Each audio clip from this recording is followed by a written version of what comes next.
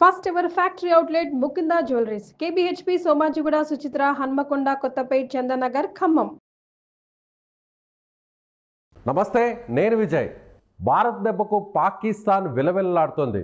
దాదాపుగా 2 రోజుల నుంచి పాకిస్తాన్ ఇండియాని దెబ్బతీయడానికి, ముఖ్యంగా సివిలియన్స్ మీద అటాక్ చేసే ప్రయత్నంలో భాగంగా అనేక మిసైల్స్ను అలాగే డ్రోన్స్ను కూడా లాంచ్ చేస్తుంది. అయితే వీటన్నిటిని ఆకాశంలోనే పేల్చేస్తుంది మన ఎయిర్ డిఫెన్స్ వ్యవస్థ. అయితే దాంతోపాటుగా ఫైటర్ జెట్స్ను కూడా ఎక్కడికక్కడ కూల్చేస్తుంది. కొద్దిసేపటి తర్వాత ఇవాళ పాకిస్తాన్ ప్రధాని ఏదైతే అణుబాంబుకు సంబంధించి అణు ప్రయోగం చేయడానికి సంబంధించి నిర్ణయం తీసుకునేటువంటి ఏదైతే అథారిటీ ఉంటుందో నేషనల్ కమాండ్ అథారిటీతో సమావేశం కాబోతున్నారు. ముఖ్యంగా ఆ దేశ భద్రత గురించి, ఆ దేశ ముఖ్యంగా అణుబాంబులను ప్రయోగించాలా వద్దా అనే నిర్ణయంపై ఈ అథారిటీ ఒక డెసిషన్ తీసుకుంటుంది.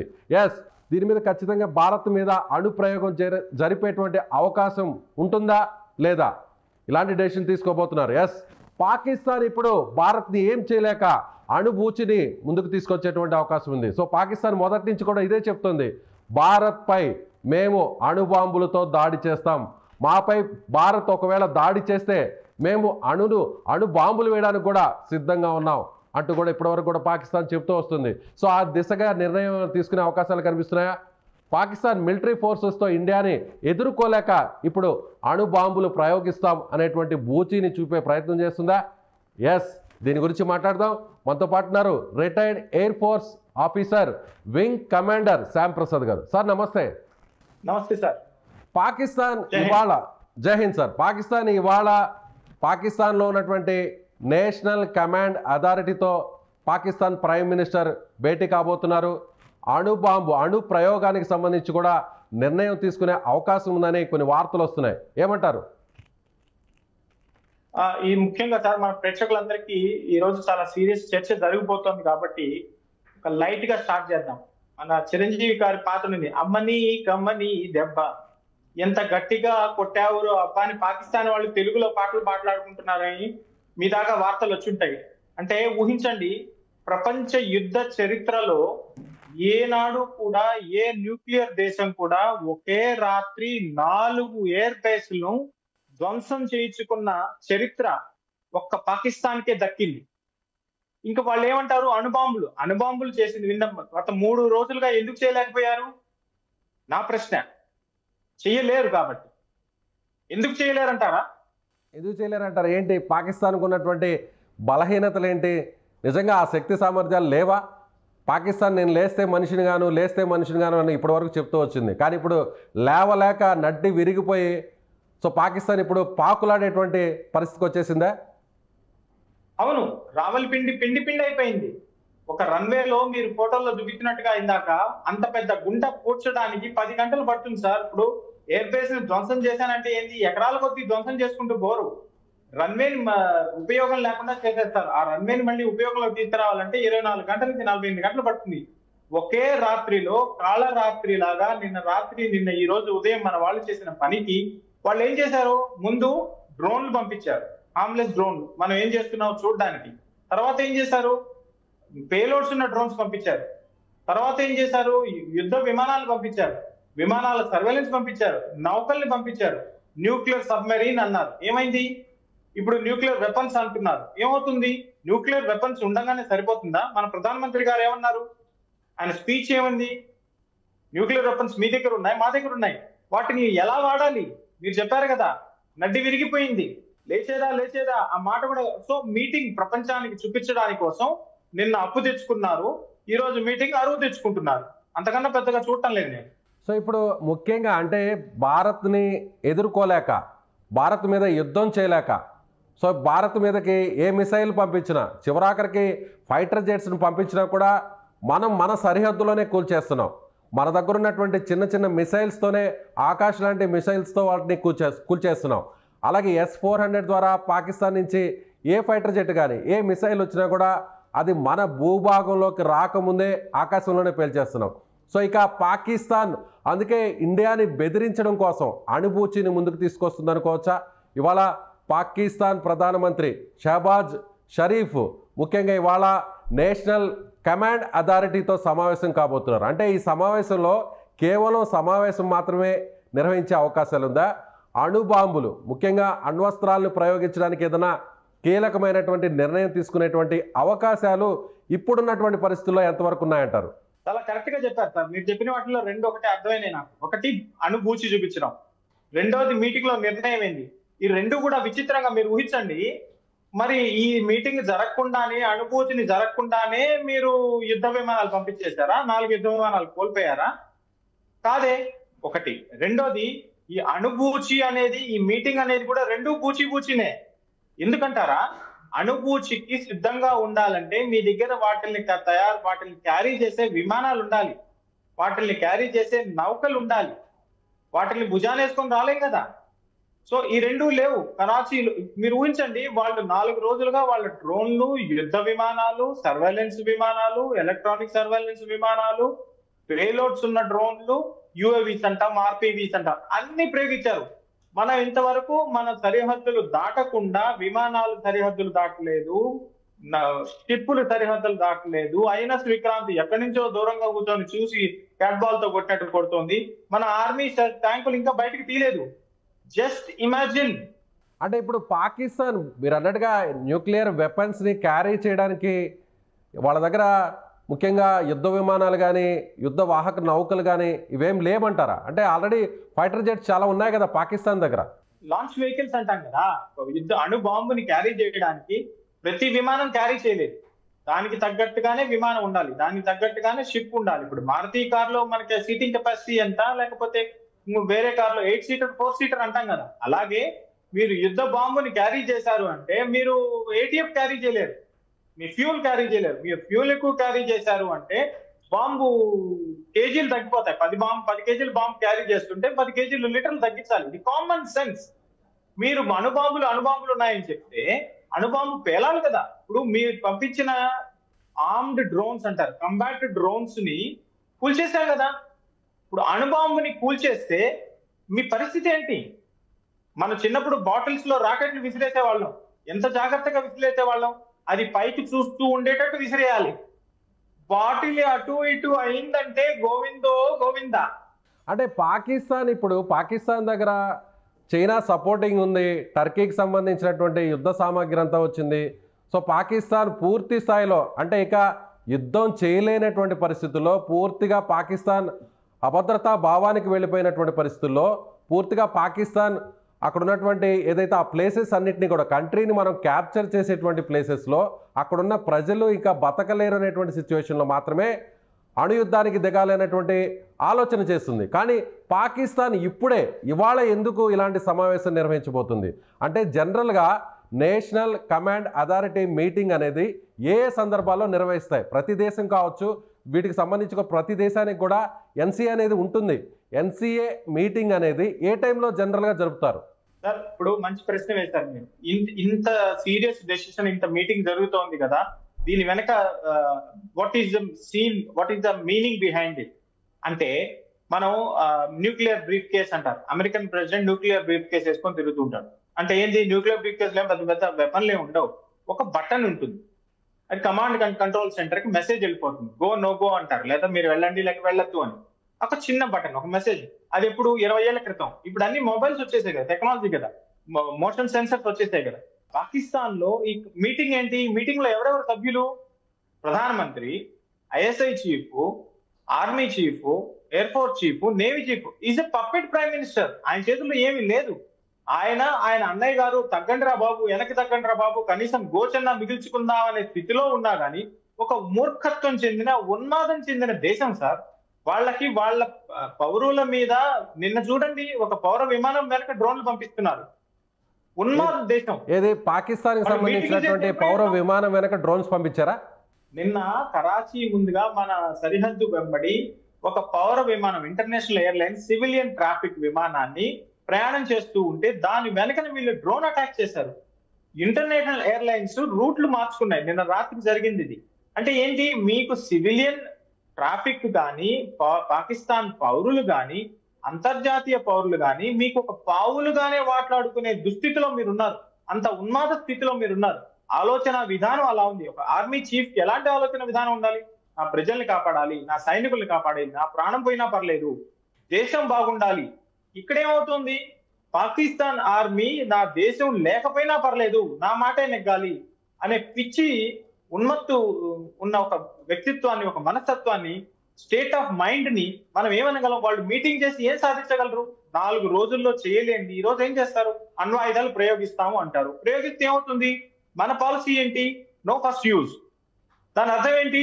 ఒక్కసారి మీరు చేశారు అంటే మీరు ఇంకా లేచే స్థితిలో కూడా ఉండరు. Pakistan will be raised from the map. ఇది మన మాజీ ప్రధానమంత్రి గారు వాజ్పేయి గారు ఏనాడో చెప్పారు. మీరు శ్యామ్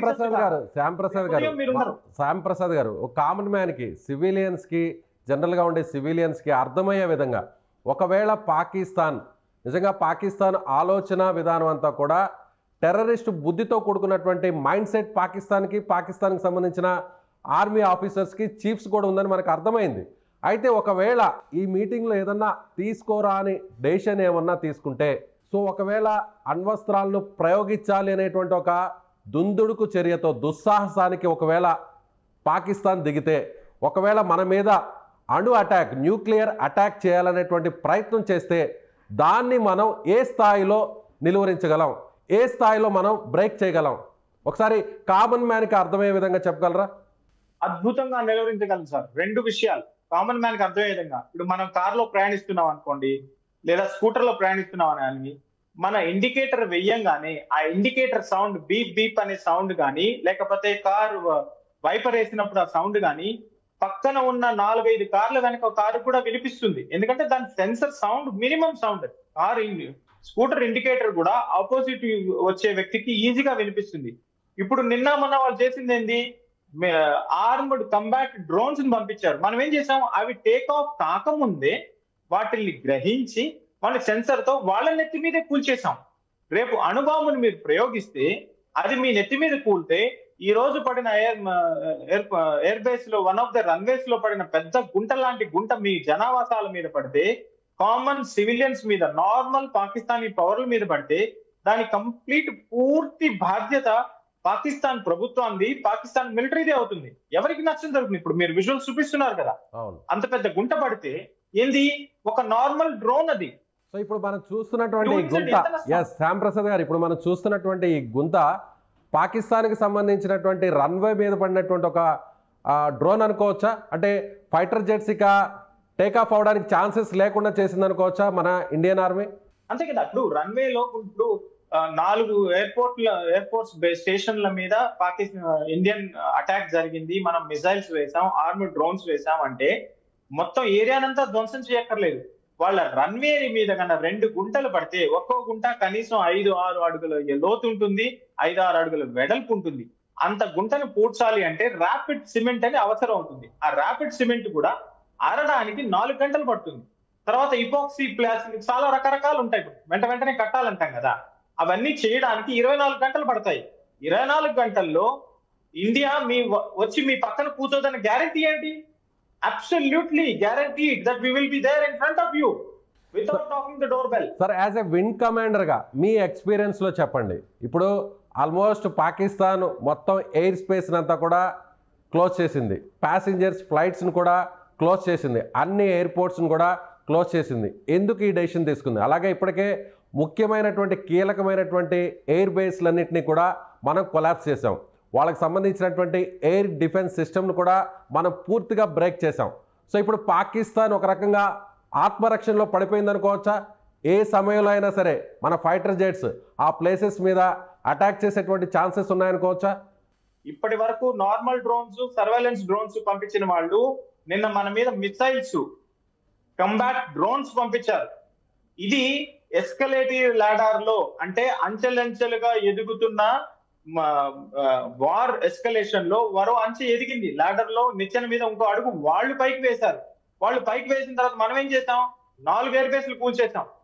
ఒక మిజైల్ కి, ఒక డ్రోన్ కి సమాధానం 4 ఎయిర్ బేస్లు అయితే, ఒక అణుబాంబుకి సమాధానం మీరే ఊహించండి. మన ప్రేక్షకులకు అర్థమయ్యేటట్టు చెప్దాం. మీరు ఒక రాయి వేస్తే మీ ఇల్లు కూల్చేస్తాం. బుల్డోజర్ సిస్టమ్ నడుస్తోంది ఇక్కడ. లా అబైడింగ్ సిటిజన్స్ మంది, లా అబైడింగ్ కంట్రీ మంది. మీలాగా టెర్రరిస్టులు ఉత్పత్తి చేసే ఉన్మాద దేశం కాదు. ఒక బాధ్యతాయుతమైన, ప్రపంచంలో పేరు కన్నా, ప్రపంచంలో అతిపెద్ద జనాభా గల దేశం ఇది. ప్రతి అడుగు కూడా ఆచి తూచి వేస్తాం.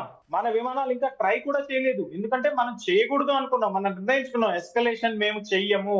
మీరు ఒక తీవ్రవాద దేశము, తీవ్రవాదులను పుట్టి పెంచి పోషిస్తున్న దేశము, మీరు నిన్న వాళ్ళు ఏం చేశారు, అమాయకులైన భారత పౌరుల్ని, మనం సివిలియన్ ఫౌజీ అంటాం, ఈ సమయంలో నేను సివిలియన్ ఫౌజీ అనను, మనం అందరం భారతీయ పౌరులం. అమాయకులైన భారతీయ పౌరులైన పిల్లల మీద, ఒక కాన్వెంట్ మీద, ఒక స్కూల్ మీద మీరు బాంబులు వేస్తారా? అంత పిచ్చా, అంత ఉన్మాదమా? దీనికి సమాధానం చెప్పకుండా ఏ దేశమైనా, బాధ్యతాయుతమైన దేశమైనా ఉంటుందా? దానికి మీరు ఏం చేశారు? మళ్ళీ మిసైల్స్ వదులుతారా? ఆర్మ్డ్ డ్రోన్స్ వదులుతారా? అందుకని ప్రతీకారంగా ఏం జరిగింది మీకు? మీ వేలు చూపిస్తే చెయ్యి కొట్టేస్తాం. 4, ఒక చెయ్యి కాదు, ఒక వేలు చూపించారా, 2 చేతులు కోసేసాం. కరాచీ ఎట్ట కూలిపోయినది. కరాచీలో షిప్స్ పోలేవు, కార్గో రాలేదు, న్యూక్లియర్ సబ్మరీన్ ఉన్నారు, అది ఎక్కడ ఉన్నదో నాకు కనపడటం లేదు. అవాక్స్ అన్నారు, అవి ఎక్కడ కనపడలేదు. మీరేమో గుంటలు చూపిస్తున్నారు టీవీ స్క్రీన్ లో. ఎక్కడి నుంచి మా పేలుస్తారు మీరు? అణుబాంబుల గుంటలోంచా? సో పాకిస్తాన్ ఒకవేళ మన మీద అణ్వస్త్రాల్ని ప్రయోగించాలంటే ఆ పాకిస్తాన్ నెత్తి మీదనే మనం పేల్చేస్తాం, అంతేనంటారు? ఒక మాటలో చెప్పాలంటే మన వైపు అణ్వస్త్రాల్ని, న్యూక్లియర్ వెపన్స్ వేద్దామనే ఆలోచన వచ్చే లోపలే అక్కడే మనం పేల్చేస్తాం. అలాంటి శక్తి సామర్థ్యాలు, టెక్నాలజీ మనకుందనుకోవచ్చు, అంతేనా? చాలా కరెక్ట్ గా చెప్పారు సార్. వాళ్ళు గనక ఈ దుశ్చర్య చేస్తే, ఈ పిచ్చి ఆలోచన చేస్తే, వాళ్ళ నెత్తి మీదే పేలే ఛాన్సెస్ కాదు, వాళ్ళ నెత్తి మీదే పేలుతాయి. మరొక విషయం, చిన్న విషయం చెప్పదలుచుకున్న ఈ సమయంలో, చెప్పాలో చెప్పకూడదు. మన అణుబాంబు ప్రయోగాలు జరుగుతున్నప్పుడు అమెరికా వాళ్ళు మన నెత్తి మీద అంతా కెమెరాలు పెట్టేశారు, శాటిలైట్ కెమెరాస్.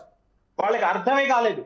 ఇప్పుడు టెక్నాలజీ లేని పరిస్థితుల్లో, మన దగ్గర టెక్నాలజీ ఎవరు అమ్మని పరిస్థితుల్లో మనం వాళ్ళ కంటికి తెలియకుండా మన అణు పరీక్షను నిర్వహించాం. మీరు చూపిస్తున్నారు కదా పోఖ్రాన్ లో మనం అప్పుడు చేసాం. ప్రధానమంత్రి వాజ్పేయి గారు, మాజీ గతంలో రాష్ట్రపతిగా పనిచేసినటువంటి మిసైల్ మ్యాన్ అబ్దుల్ కలాం గారి నేతృత్వంలో జరిగింది. ఇది ప్రపంచమే షాక్ అయింది. అబ్దుల్ కలాం గారు ఎలా చేశారు? మనం రాత్రి అంతా పని చేసుకొని ఆ శాండ్ డ్యూన్స్ అంటాం కదా, ఇసుక గుట్టల్ని కదల్చకుండా, వాళ్ళు అమెరికన్ లేని పిచ్చి వాళ్ళు, ఇసుక గుట్టలు సరిగ్గా ఉన్నాయి కదా లెక్కలేసుకున్నారు వాళ్ళు. ఇసుక గుట్టల కింద అబ్దుల్ కలాం గారు కూర్చోన్న విషయం తెలీదు. గొప్ప దేశభక్తుడు ఆయన, మన దేశానికి రాష్ట్రపతి. మన జాతి చూస్తామా, మతం చూస్తామా? మన దేశం ఎంత గొప్ప దేశం. ఇట్ట పిల్ల పిచ్చి వేషాలు వేస్తూ ఉన్మత్తు ప్రయోగాలు చేస్తే మీరు అన్నట్టు వాళ్ళ నెత్తి మీద పేలే ఛాన్స్ కాదు, తప్పకుండా పేలుతుంది. యాజ్ ఏ వింగ్ కమాండర్గా ఫైనల్గా ఈ అణుబాంబు విషయంపై మీరేం చెప్తారు? మన ఇండియన్స్కి, మన సివిలియన్స్కి ఎవరు కూడా ఎలాంటి టెన్షన్ పడకుండా ఉండాలంటే మీరేం చెప్తారు? సో పాకిస్తాన్ కూడా ఏం చెప్తారు? ఒక మాట చెప్తాను, మీరేం అనుకోనంటే ఒక మాట చెప్తాను. అణుబాంబు కాదు, తుస్సు బాంబు అది. సార్ విజయ్ గారు, మీరు మరీ అన్యాయం సార్. 500 డ్రోన్లు పోయినాయి, వాళ్ళ దగ్గర ఏమి లేవు సార్, షిప్పులు లేవు. ఉన్న 2 అణుబాంబులు కూడా మీరు తీసుకురమ్మంటే అవి పేలకపోతే రేపు పాకిస్తాన్ మనకు కనపడదు. అయ్యో, ఒకప్పుడు పాకిస్తాన్ ఉన్న దేశం ఉన్నది, వాళ్ళ ప్రజలు బాధపడాల్సి వస్తుంది. మీరు ఆఫ్ఘనిస్తాన్ ఊహించండి, 40 ఏళ్ల క్రితం ఎంత గొప్ప దేశం అది, ఈరోజు ఏమైంది? Yes right sir, thank you for your information. So ఇది wing commander, retired air force officer, wing commander, చాలా కీలకంగా పనిచేసినటువంటి అధికారి చెప్తున్నటువంటి వ్యాఖ్యలు. ఆయన ఏమంటున్నారంటే, ఒకవేళ పాకిస్తాన్ అణుబాంబును బూచీగా భారత్ ముందుకు తీసుకొచ్చేటువంటి ప్రయత్నం చేస్తే ప్రాథమిక దశలోనే దాన్ని కూల్చేస్తాం, ఆ ఆలోచన కూడా కూల్చేస్తాం. ఒకవేళ న్యూక్లియర్ వెపన్ని ఇండియా మీద ప్రయోగించడానికి సన్నాహకాలు చేస్తే ఆ వెపన్ని పాకిస్తాన్ భూభాగంలోనే పేల్చేస్తాం, పాకిస్తాన్ గగనతలంలోనే పేల్చేస్తాం. కనీసం డ్రోన్ను కూడా మన భూభాగం వైపు తీసుకురాలేకపోతున్నటువంటి పాకిస్తాన్ అణుబాంబు వేస్తుందా? అలాంటి ఆలోచన చేయకుండానే ఎక్కడికక్కడ కట్టడి చేస్తుంది ఇండియన్ ఆర్మీ, మన గవర్నమెంట్ ఆఫ్ ఇండియా. అదేవిధంగా పాకిస్తాన్ ప్రధానమంత్రి ఇవాళ అణుబాంబు సంబంధించినటువంటి, అంటే అణ్వస్త్రాలను ప్రయోగించుకోవడం కోసం తీసుకునేటువంటి నిర్ణయం కోసం నేషనల్ కమాండ్ అథారిటీతో ఇవాళ సమావేశం జరిపినప్పటికీ కేవలం ఇది మేకపోతు గాంభీర్యం మాత్రమే అని అంటున్నారు. కూడా ఎవ్వరు కూడా భయపడాల్సినటువంటి అవసరం లేదు. పూర్తి స్థాయి శక్తి సామర్థ్యాలు మన ఇండియాకు ఉన్నాయి. Thank you so much.